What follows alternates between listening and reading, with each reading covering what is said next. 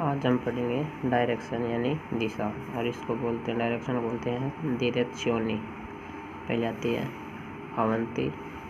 अवंती को बोलते हैं आगे, यानी इंग्लिश में बोलते हैं फॉरवर्ड। इटालियन में होगा dietro और इसका मतलब होता है पीछे, और इंग्लिश में बोलते हैं बैक। फिर आता है सिनेस्त्रा।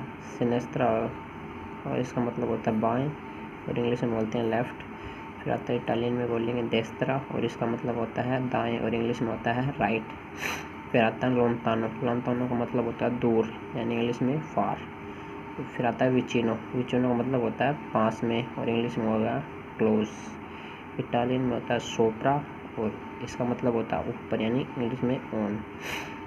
इटालियन में होता है सोतो, और इसका मतलब होता है नीचे। फिर आता है नॉर्थ। नॉर्थ का मतलब होगा उत्तरी दिशा, यानी नॉर्थ। साउथ का मतलब होता है दक्षिण दिशा, यानी साउथ। ईस्ट का मतलब होता है पूर्वी दिशा।